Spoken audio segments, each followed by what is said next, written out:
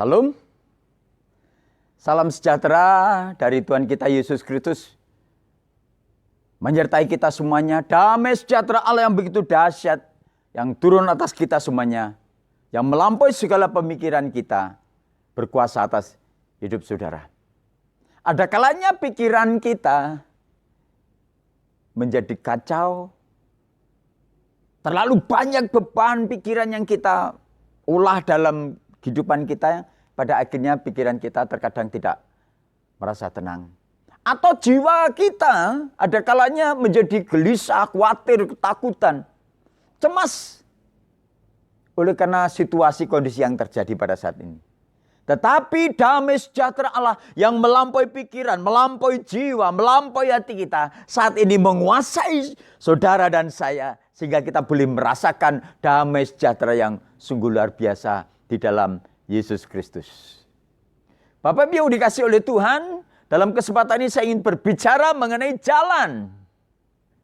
Menyenangkan kalau pada saat ini kita semuanya boleh menikmati jalan-jalan yang bagus sekarang. Baik itu di kota, baik itu di pedesaan, bahkan sampai di pelosok-pelosok. Sekarang jalan itu sudah bagus. Kita bersyukur mempunyai presiden yang sungguh luar biasa, yang begitu peduli dengan rakyatnya. Sekarang jalan itu dibuat sangat bagus.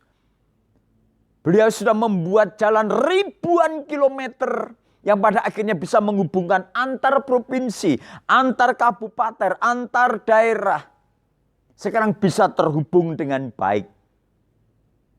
Yang dulunya satu daerah dengan daerah yang lainnya terputus. Tidak ada komunikasi, tidak ada jalan yang menghubungkannya. Bahkan sekarang saudara-saudara kita yang ada di Papua sudah bisa menikmati jalan darat yang bagus. Antar kabupaten sudah dibangun, antar provinsi sudah terhubung. Dan itu perlu kerja keras yang sungguh luar biasa. Bahkan pengorbanan jiwa, banyak berjatuhan untuk membangun jalan yang bagus ini. Saudara yang dikasihi oleh Tuhan, di dalam firman Tuhan, di dalam Roma 3 ayat yang ke-25, saya ingin membacakan satu kebenaran firman Tuhan.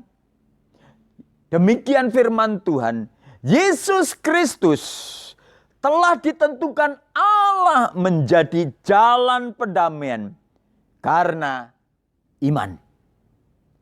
Dalam darahnya, hal ini dibuatnya untuk menunjukkan keadilannya, karena ia telah membiarkan dosa-dosa yang telah terjadi dahulu pada masa kesabarannya.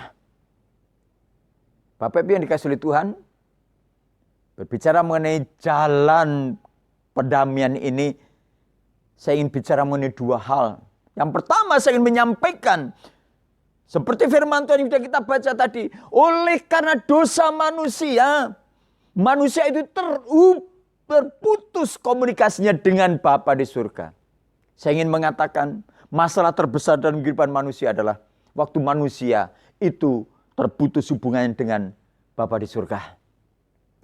Tidak ada komunikasi antara kita dengan Allah, antara manusia dengan penciptanya. Itu satu persoalan yang sangat serius. Dan manusia dalam posisi seperti itu, manusia tidak ada damai sejahtera. Manusia untuk berusaha mengisi kekosongan dalam hidupnya dengan berbagai macam pengorbanan, penyembahan, dan sebagainya. Tetapi saya ingin mengatakan pada saat ini, bahwa itu manusia. Seperti firman Tuhan tadi mengatakan, karena ia telah membiarkan dosa-dosa yang telah terjadi dahulu pada masa kesabarannya. Kurang lebih 4.000 tahun manusia berusaha untuk mencari jalan itu. Untuk melepaskan dari ikatan dosa itu. Untuk melepaskan dari belenggu dosa itu. Dengan cara apapun juga. Tetapi manusia itu sia-sia. 4.000 tahun yang lalu Tuhan Yesus pernah memberikan hukum Taurat kepada bangsa Israel. Tetapi dengan hukum Taurat itu manusia juga rupanya sia-sia. Untuk bisa mendapatkan perkenanan itu sangat berat. Karena firman Tuhan mengatakan hukum Taurat itu harus dijalani dengan sangat sempurna, dengan sangat teliti. Kalau satu saja, satu bagian, satu poin saja gagal, maka semuanya itu batal, gagal. Saudara yang dikasihi oleh Tuhan, sekali lagi, masalah terbesar dalam kehidupan manusia adalah di mana manusia putus hubungan dengan Allah. Jangankan saudara putus hubungan dengan Allah, manusia putus hubungan dengan perusahaan di mana dia bekerja. Waduh, rasanya sudah dunia ini seperti mau runtuh. Bagaimana dengan keluargaku? Bagaimana dengan perekonomianku? Waduh, saya sudah terlanjur mengambil perumahan ini. Saya sudah terlanjur mengambil ini. Bagaimana kelanjutannya? Aduh, seperti rasanya sudah mau berakhir kehidupan ini. Itu kalau putus hubungan dengan dunia bekerja. Saudara di PHK bingung.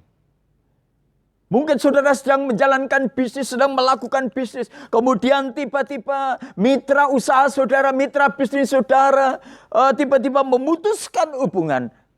Engkau juga akan merasa bingung. Bagaimana proyekku yang sudah saya bangun setengah jadi ini? Bagaimana kelanjutannya?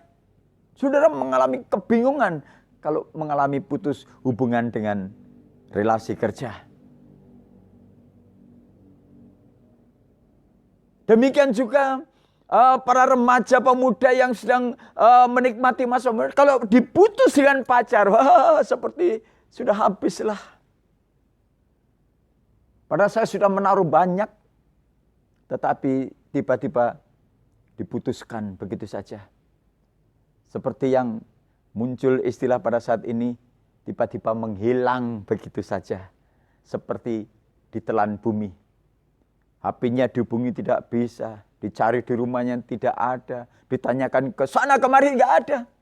Padahal sudah berjanji mereka untuk menikah. Ini juga satu penderitaan. Manusia diperhadapkan dengan putusnya hubungan dengan Sang Pencipta.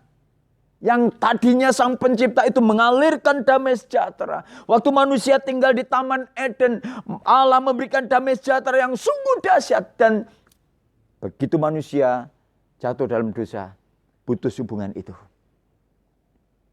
Itu yang pertama saya mengatakan. Bahwa manusia waktu berada di dalam dosa, putus hubungan dengan Tuhan. Dan yang kedua saya ingin mengatakan, karena manusia sudah berada dalam posisi seperti itu, satu-satunya jalan dan ini kebenarannya adalah bahwa Yesus Kristus telah ditentukan oleh Allah kita untuk menjadi jalan pendamaian karena iman di dalam kuasa darahnya. Yesus datang ke dunia ini dengan sudah direncanakan oleh Allah ratusan tahun sebelum kedatangannya. Para nabi sudah memberitakan itu. Bahwa Yesus datang untuk menanggung semua beban dosa manusia. Semua penderitaan manusia, pemberontakan manusia ditanggung di dalam dirinya. Dan melalui darahnya itu, dia menjadi pendamai, pengantara antara Bapa dengan manusia dengan Bapa, yaitu melalui darahnya yang sungguh luar biasa. Sehingga waktu kita menerima darah Yesus Kristus itu, kita yang tadinya terputus dengan Allah, kita bisa komunikasi kembali dengan Allah.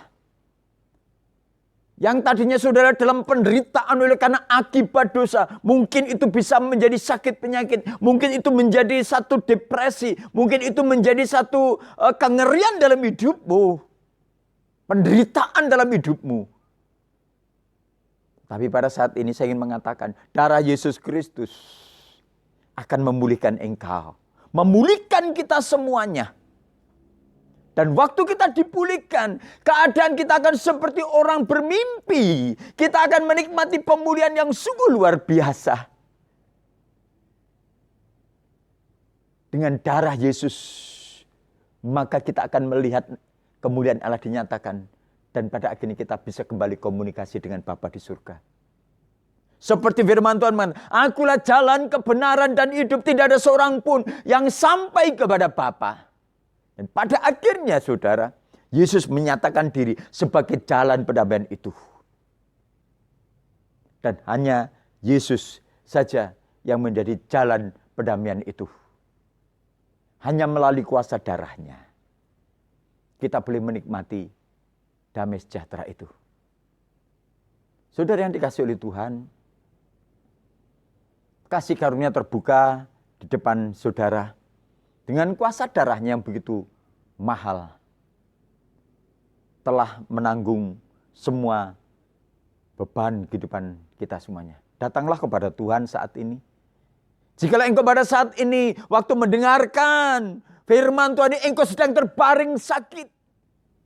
Dan mungkin dokter sudah memvonis engkau bahwa engkau tidak bisa disembuhkan. Tetapi pada saat ini mengatakan dengan kuasa darahnya, engkau disembuhkan.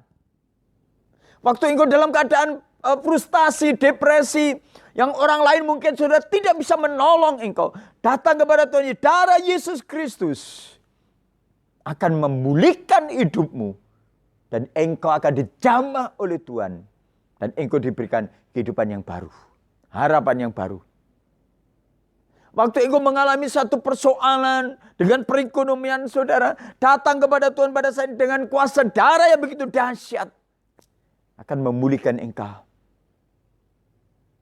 Dan yang terlebih persoalan dalam kehidupan manusia yang saya sampaikan tadi adalah, kalau engkau saat ini sedang berada di dalam penderitaan oleh karena dosa, jiwamu merasa tertekan karena dosa, datang kepada Tuhan Yesus. Kuasa darah Yesus akan menyucikan hidupmu. Sehebat apapun dosa yang pernah engkau lakukan, seburuk apapun kejahatan yang engkau pernah perbuat, sekejam apapun yang pernah engkau lakukan terhadap orang lain, tetapi pada saat ini kalau engkau datang kepada Tuhan Yesus, bertelut di bawah kaki Tuhan, dan mengakui kuasa darah Yesus Kristus akan menyucikan engkau. Dan engkau akan dijadikan baru. Engkau akan dijadikan alat Tuhan untuk menjadi kesaksian atas dunia ini. Tuhan Yesus akan memberkati kita semuanya. Amin.